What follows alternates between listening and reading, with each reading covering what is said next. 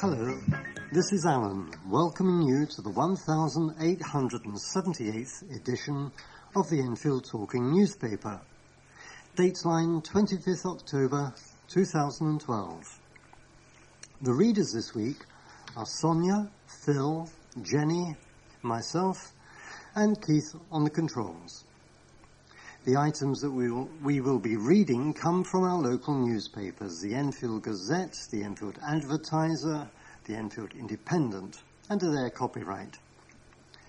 Local stories include Mother Jailed for Drug Smuggling, Chase Farm Takeover Fear, Court Battle Looming for Police Over Riot Damage, and Man Knifed to Death. First of all, however, we've got a special little item of news about Sylvie Chapman's Christmas dance. Sylvia Chapman has arranged a pre-Christmas dance on Tuesday, the 27th of November at the Civic Centre from 6:30 p.m. until 10:30 p.m. A buffet, meal and drinks are included in the price, and tickets cost £14. Please ring 07535 624 915 about booking transport. If you are experiencing any problems receiving your Enfield Talking newspaper, please phone Diane de Jersey on 020 8805 6578. She is your listener's representative and will be pleased to help you. At the end of side 2, please remember to turn over the address label in your postal packet, put the cassette into the packet, and return it to us as soon as possible, in readiness for the next edition. Now Sonia will read the first item of local news. Sonia. Councillors have expressed concerns over plans to merge Barnet and Chase Farms Hospitals Trust with the Royal Free. Alex Kazimoglu, chairwoman of Enfield's Health and Wellbeing Scrutiny Panel, called the plans a takeover and said services in the borough may suffer as a result. Under healthcare reforms, NHS trusts must achieve Foundation Trust status by 2014. In July, the board at Barnet and Chase Farm found the trust would not be in the financial position required to become a Foundation Trust before the deadline and would need to merge with another trust. The preferred choice is the Royal Free in Hampstead. The proposals come after the government decided last year to give the green light to plans to remove 24-hour accident and emergency and maternity services from Chase Farm in the Ridgeway, Enfield, which is due to start losing services next September. Baroness Margaret Wall, chairwoman of the Barnet and Chase Farm NHS Trust, and the Trust's chief executive, Mark Easton, faced questions about the merger plans from members of the Health and Wellbeing Scrutiny Panel at Enfield Council last Tuesday. Mrs. Kazimoglu said, "They call it a merger, but this is more of a takeover by the Royal Free, which is a good hospital, but it is much bigger than Barnet and Chase Farm and far away from our borough. We are concerned that the NHS service in and around Enfield finds itself in a perfect storm. There are so many changes going on. There is the planned downgrade at Chase Farm in 2013. We are faced with NHS reforms, and now a merger with the Royal Free is on the cards. I am worried that we will not be able to continue the provision of the diversity of services we currently have in the borough." Andreas Constantinides, Labour councillor for Upper Edmonton, raised concerns about potential cuts to jobs and services if the merger went ahead. Mr. Easton told the panel, "We have to become a foundation trust by one route or another. This is not about cuts, it is about continued provision and job savings, and there are no proposals to see patients treated anywhere but where they are seen now." A strategic plan is set to be approved by NHS London next month, and preparation for the creation of the new Foundation Trust is due to be completed by the end of next year. A man was stabbed to death in Lower Edmonton on Saturday night, moments after vandals attacked his car, slashing all 4 of its tyres. Tayon Palmer, 28, was stabbed once at the junction of Goodwin Road and Montague Road just after 11 p.m. and was pronounced dead at the scene. Police believe that the attackers slashed the tyres of Mr. Palmer's blue Vauxhall Astra before turning on him. They are appealing for witnesses after 7 black men said to be wearing hoods or caps were seen fleeing the scene. No arrests have been made as we went to press. Tributes to the 28-year-old have been left on social media site Twitter, where one friend wrote, "R.I.P. Tayon Palmer, I can't believe what's happened. I didn't even think it was really you it had happened to at first." Edmonton MP Andy Love called Mr. Palmer's death a tragedy. He said, "This is a tragedy for the family and friends of Tayon Palmer, who was, by all accounts, a bright young man. It is also a tragedy for the wider community and highlights the importance for us to all work together to make knife crime a thing of the past." Anti-knife campaigner Hazel Nelson Williams admitted that Edmonton has borne the brunt of knife crime over the years and said that built-up areas like estates had suffered the most. She said, "I think we need to look at town planning, at where we put council estates and tower blocks, and the council and the government should think about that for the future. Early intervention is key, and we must remember that we need to continue to focus on educating primary school children about the dangers of knives." Acting Detective Chief Inspector Andy Yates of the Homicide and Serious Crime Command said, "We know that there were people in the area at the time of the assault on Tayon Palmer. If you have witnessed anything, no matter how insignificant it may seem, please contact my team. Your information could prove vital to this investigation. Anyone with information can call 020 8345 1570 or Crime Stoppers anonymously on 0800 555 111. A woman who used her 2 children as cover while smuggling £47,000 worth of cannabis through Gatwick Airport after a Caribbean holiday has been jailed for 3 years. Julian Lindsay Smith, 34, of St Joseph's Road, Edmonton, posed as an innocent tourist returning from Jamaica with her children aged 14 and 8. However, Croydon Crown Court was told she was carrying 34 pounds of cannabis when she arrived back in the UK. She denied it, but was convicted at Croydon Crown Court of importing cannabis at the airport on February the 20th. As she jailed her on Friday, Judge Shani Barnes told Lindsay Smith, "It's well known that people use children to make them look less suspicious. You used a 14-year-old and an 8-year-old to do what you did on that journey. It was a terrible error of judgment. I have to assume this was for financial reward, and I know your family is going to suffer. When people are convicted of serious offences, they leave behind a trail of destruction."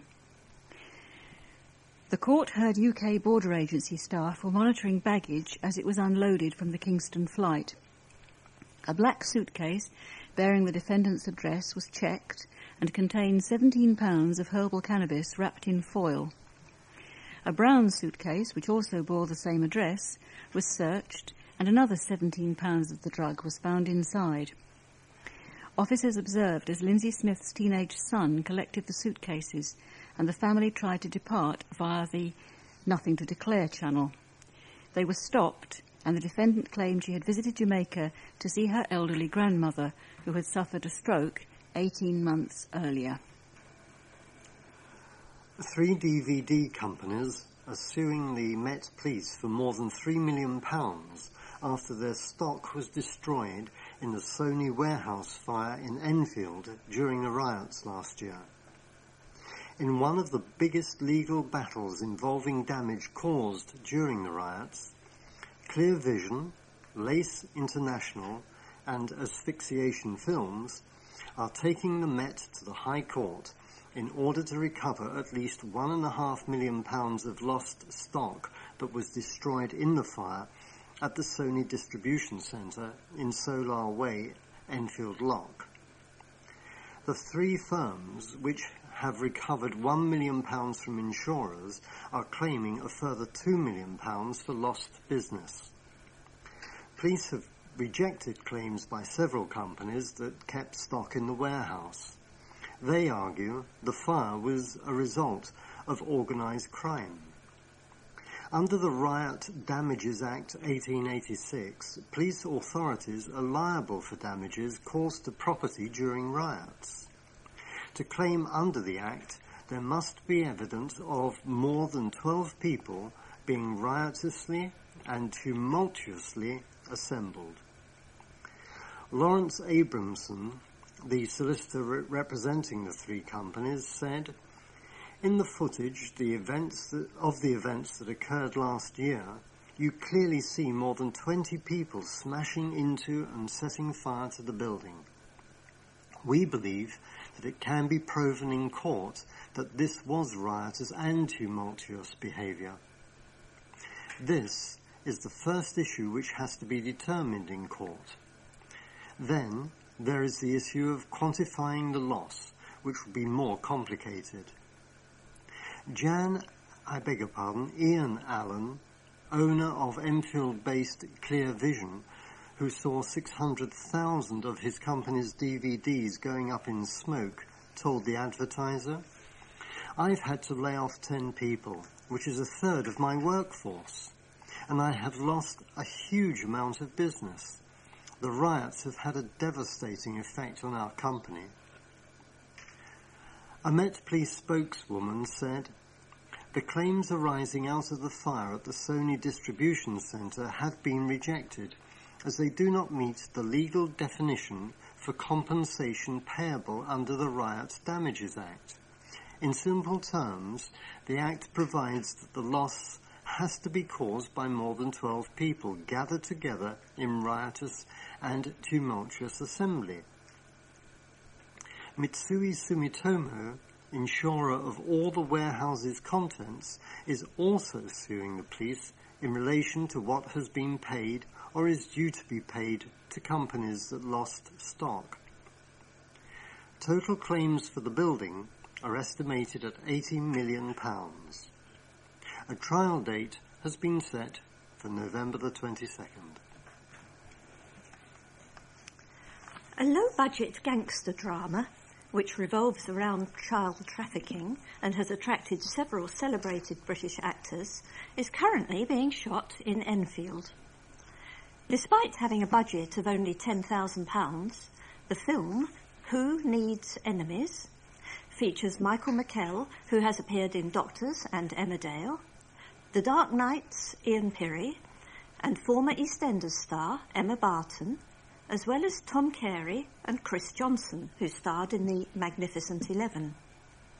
On Thursday, the film crew were at the Wheatsheaf pub in Baker Street, Enfield.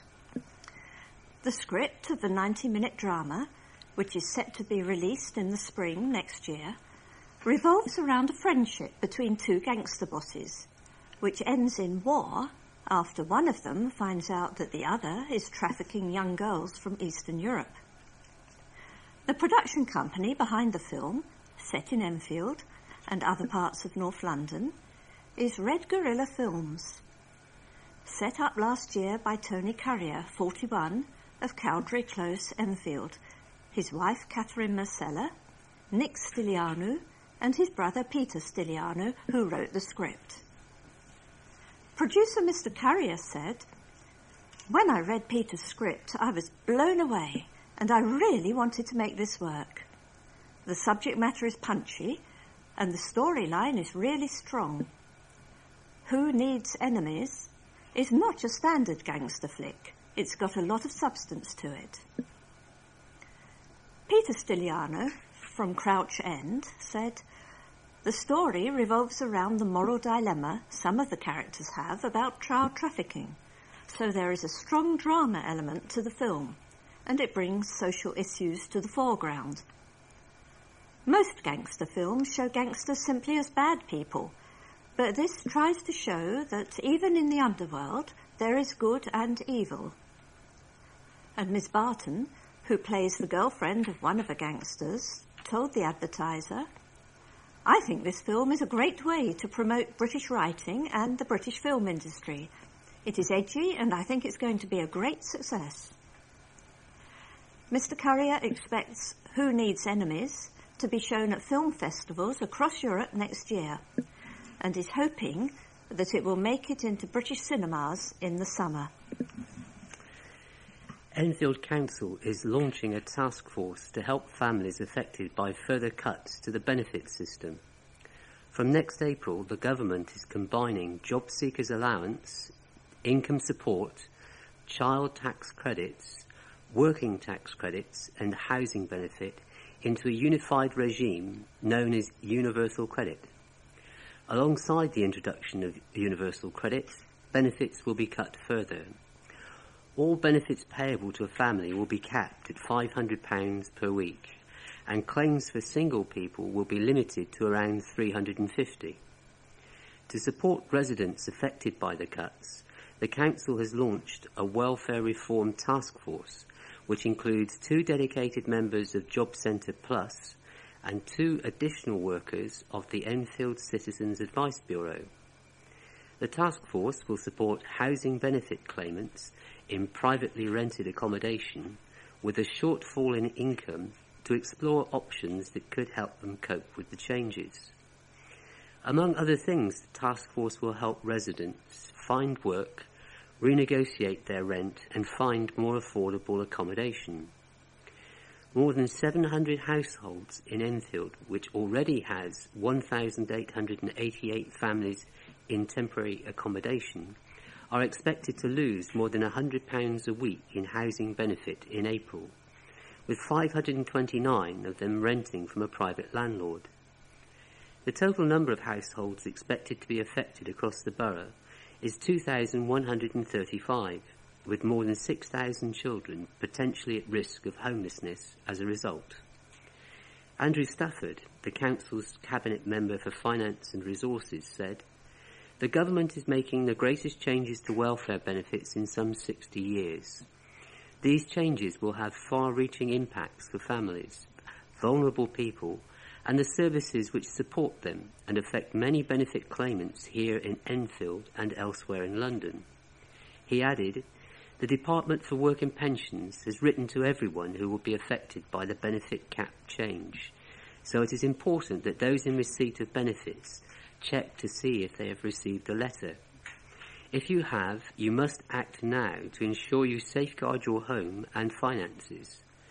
Residents are urged to look out for letters from the Council or the DWP. More information about the changes to benefits can be found at www.enfield.gov.uk/benefit changes. The mother of computer hacker Gary McKinnon is overwhelmed he will not be extradited to America.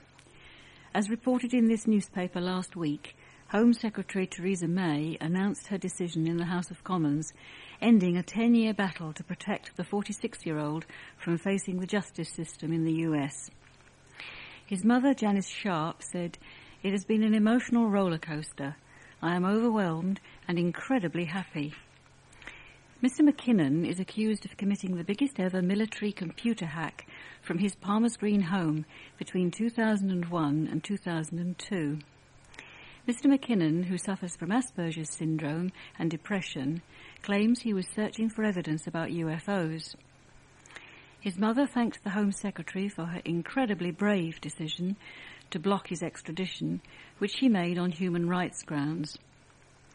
Concerns were raised after psychiatrists employed by the Home Secretary claimed Mr. McKinnon would be at high risk of suicide if he were extradited, a statement supported by his mother. If he had been found guilty in America, he could have faced up to 60 years in jail under terrorism charges. Miss Sharp said her son was speechless when he heard the news and incredibly emotional. She said the case had taken its toll on her son, who felt worthless. According to Miss Sharp, he had become reclusive, often sitting in the dark and rarely leaving North London. She claimed Mr. McKinnon, who is unemployed, felt like a dead person while he was waiting for the extradition decision to be made. However, she said the decision would allow her son to rebuild his life. It is now up to the Director of Public Prosecution to decide if Mr. McKinnon's case should be heard in a UK court. Residents fear that Chase Green could be lost to the public after Enfield Council applied for a licence to hold events there. The application, if successful, would allow events to be held on the green space in Chaseside, Enfield, from 7 a.m. to 11 p.m. Brian MacDonald of Chase Green Avenue said, "The impact on the green will be catastrophic. It is an open space that was originally common land and is used for everyone's recreation at the minute. People walk dogs there, walk through the green, and all of those things would be lost. People would not be able to walk their dogs or play football there anymore. Then we would have the prospect of vehicles on the green, using the side roads, and of course parking provision would be completely overwhelmed." Mr. MacDonald fears the application could be granted if unchallenged. He said, "The council is applying to itself for this application to go ahead. So what is stopping it giving the green light straight away?"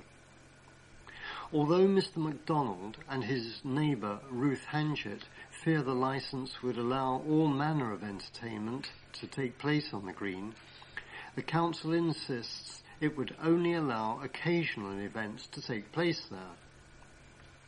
And the council stressed that it is not applying for an alcohol licence.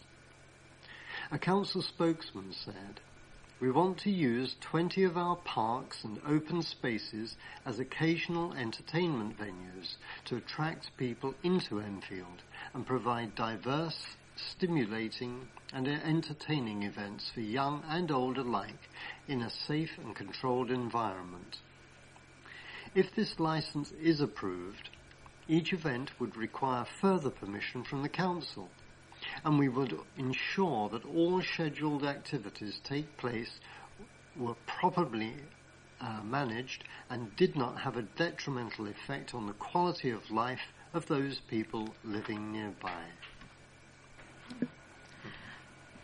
Former Arsenal skipper Frank McClintock opened a charity shop in Oakwood on Saturday.